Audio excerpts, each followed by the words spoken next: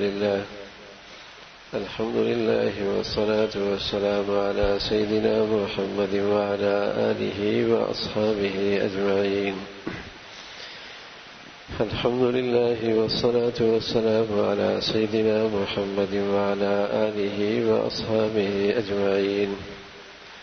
أما بعد فأعوذ بالله من الشيطان الرجيم. بسم الله الرحمن الرحيم.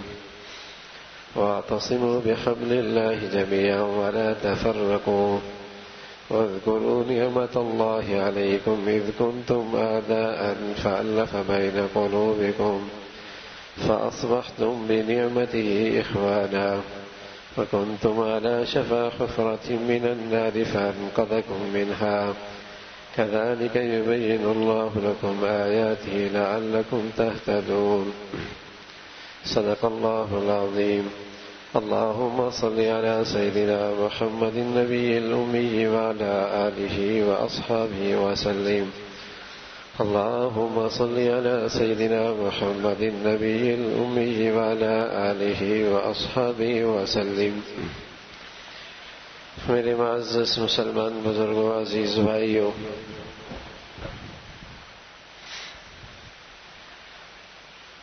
ہماری نسبت امت مسلمہ کی طرف ہے. ہمارا تعلق اسلام سے ہے.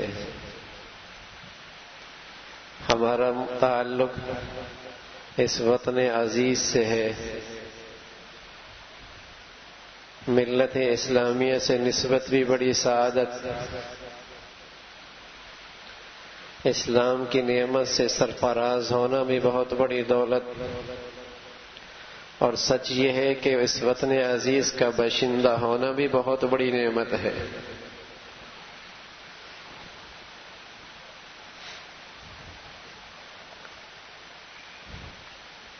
ہمارا تعلق ملت اسلامیہ سے ہے. ہمیں الحمدللہ اسلام کی طرف نسبت کرتے ہوئے فخر ہے. سچ یہ ہے کہ یہ ملک بھی اللہ نے بطور نعمت کے اہل وطن کو عطا فرمایا ہے. اس میں کوئی شک نہیں کہ حرمین شریفین کی اپنی عظمت ہے. یہ دو علاقے اللہ کی خاص رحمتوں کے، انوارات کے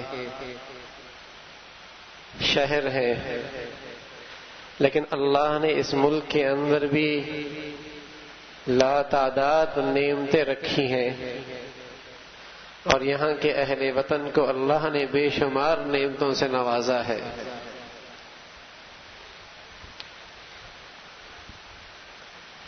آج دنیا میں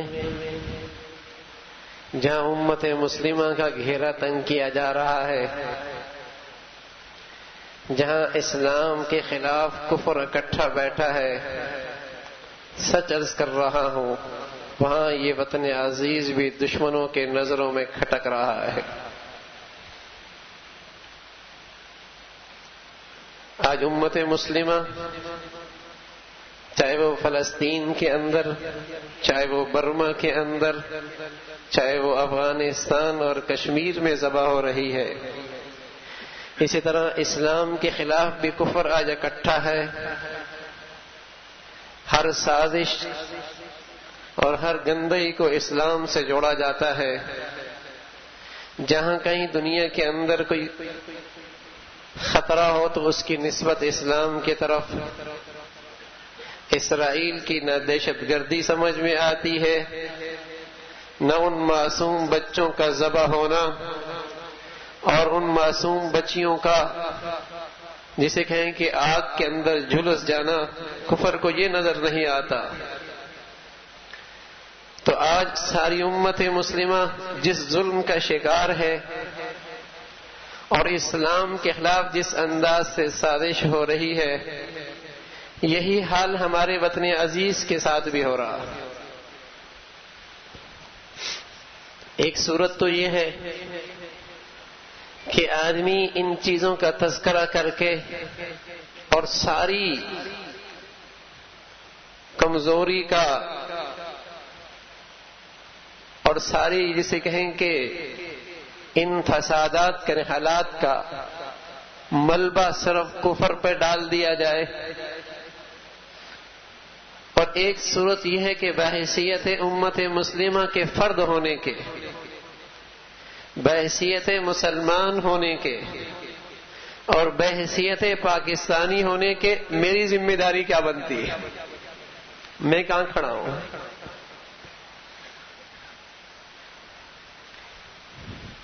حضرت عمر رضی اللہ تعالیٰ عنہ یکم محرم میں شہادت دیتے ہیں، 10 محرم کو حضرت حسین ابن علی امیر المومنین خلیفہ چارم حضرت علی کے بیٹے اور پیارے نبی کے پیارا نواسا اپنے اہل بیت کے ساتھ شہادت کے بلند مرتبے پر فائز ہوتے ہیں۔ جرم کیا تھا؟ وہ امت مسلمہ کا تشخص چاہتے تھے، اسلام کا جھنڈا ان کا ہاتھ میں تھا، وہ اس ملت سے تعلق رکھتے تھے، تبھی تو شہادت ملی ہے۔ تو یہ عشرہ ذی الحجہ، عشرہ محرم، جہاں یوں تو ابتدا ہی سے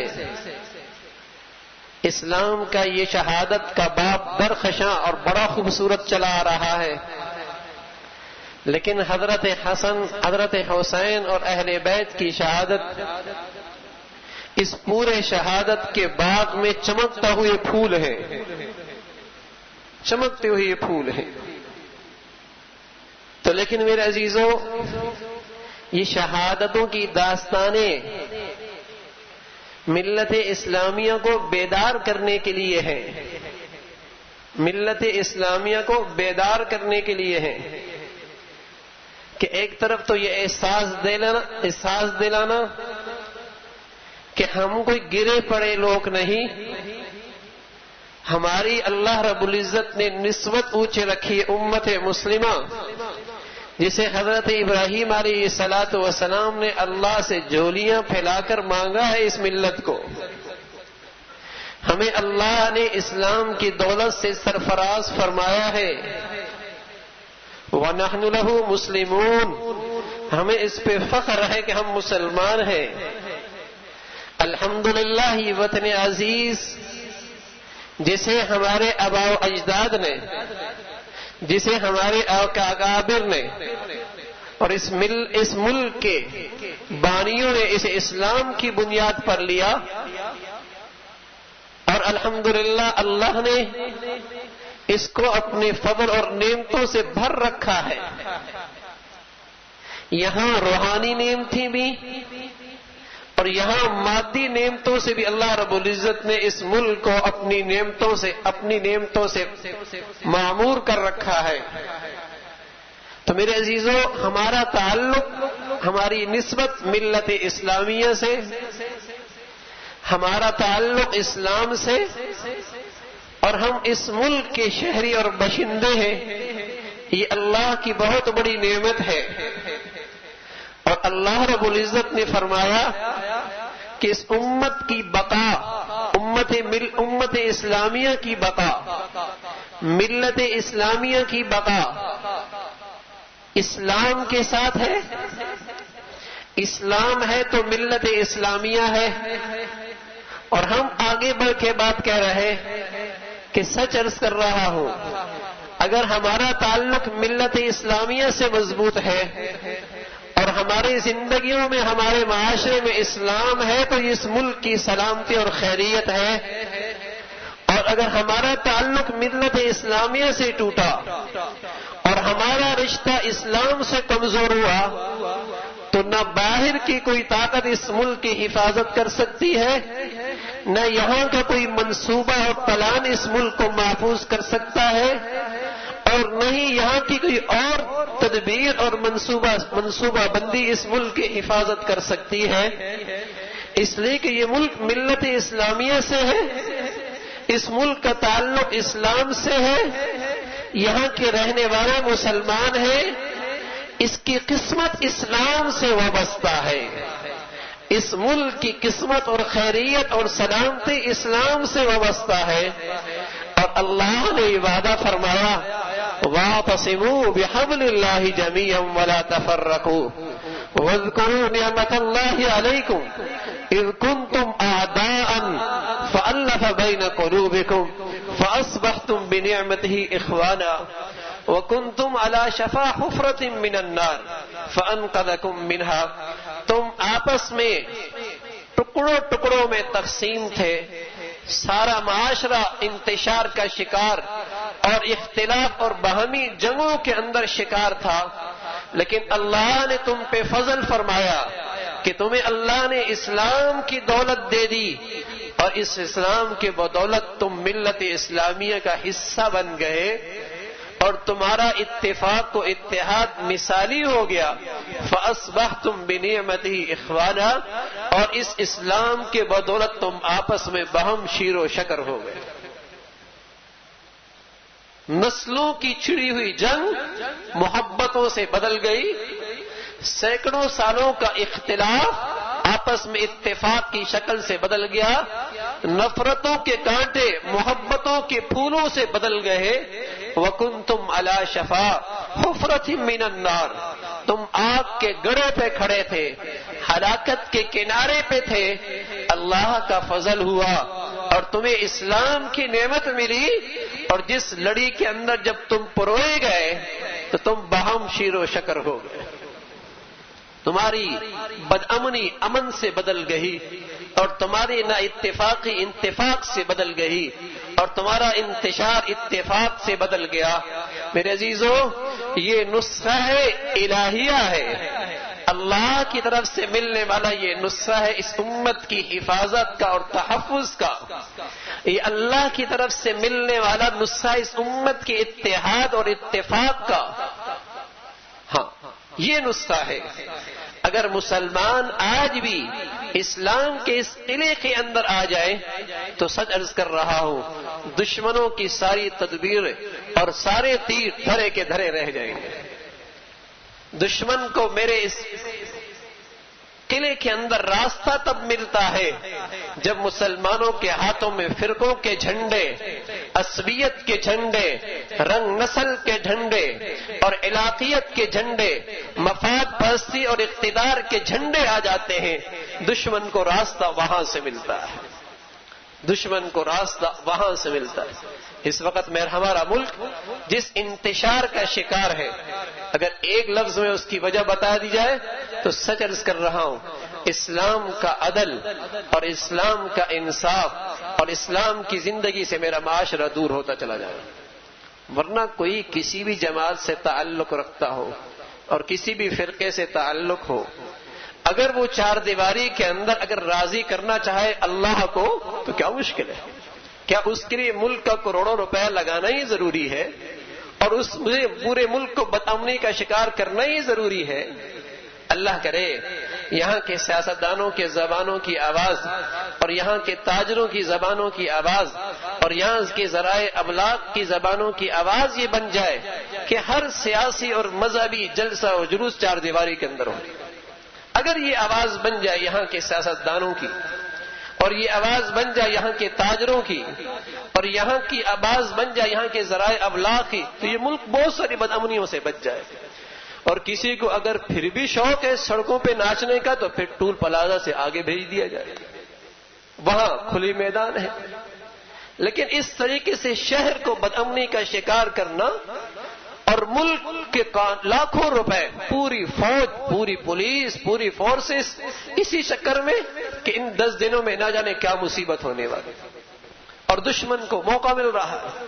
ایک طرف معاشی طور پہ اس ملک کو مفلوج کیا جا رہا ہے، مفلوج کیا جا رہا ہے، اور دوسری طرف ملک دشمن کسی بھی انداز سے یہاں انتشار پھیلا رہے ہیں، اور انتشار کا موقع بدقسمتی سے یہ بد نصیب حکمران پیش کر۔ آج اسکوٹر بند تو کل رکشہ بند تو پر سے انسان بند، کس کس کو بند کریں گے؟ اگر ان شکلوں کو ہی بند کر دیا جائے چار دیواری کے اندر، یہ وطن عزیز کے باشندے محفوظ ہو جائیں گے اور دشمن کی سازشوں سے محفوظ ہو جائیں گے۔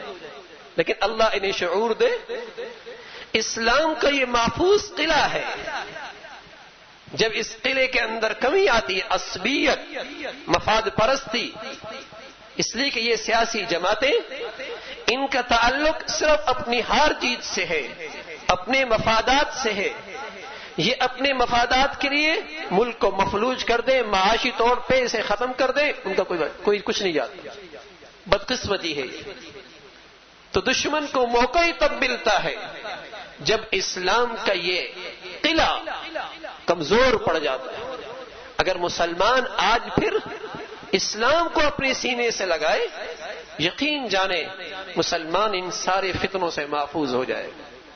اللہ کا وعدہ ہے، کنتم علی شفا حفرۃ من النار فاصبحتم بنعمتہ اخوانا، تم بہم انتشار اور اختلاف کا شکار تھے، لیکن اسلام کی دولت ملی، تم بہم شیر و شکر ہو گئے، فاصبحتم بنعمتہ اخوانا، سب اکٹھے ہو گئے۔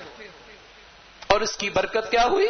سبحان اللہ، پوری دنیا میں اسلام کا جھنڈا لہرانے لگے، اور کافروں کی جان و مال، عزت آبرو بھی محفوظ ہو گئے، ان کو بھی تحفظ ملا۔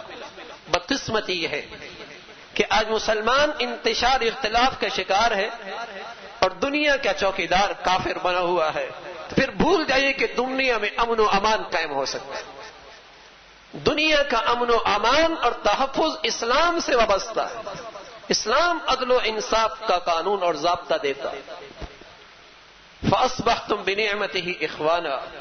ہاں میرے عزیزو، کوئی شخص مسجد میں داخل ہو، سر اندر کر دے اور پاؤں اندر نہ کرے، تو نہیں کہا جاتا کہ یہ مسجد میں داخل ہوا ہے، نہیں کہا جاتا کہ یہ مسجد میں داخل ہوا ہے، بلکہ اندر داخل وہی کہلاتا ہے جو پورے جسم کے ساتھ اندر داخل ہو۔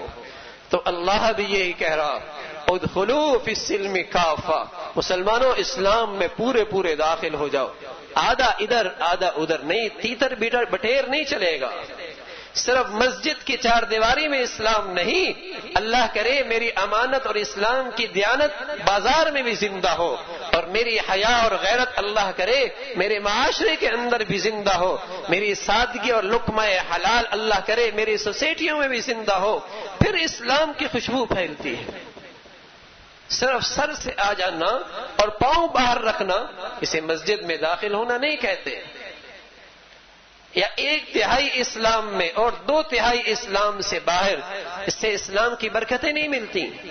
ادخلوا فی السلم کافہ، اسلام میں پورے داخل ہو جاؤ۔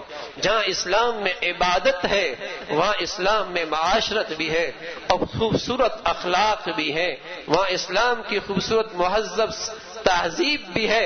اور سچ عرض کر رہا ہوں، اس سیاسی اداروں کے چلانے کے اسلام کے شاندار قوانین اور ضابطے بھی ہیں، اور عدالت کے بہترین انصاف پر مشتمل اسلام کے قانون بھی ہے۔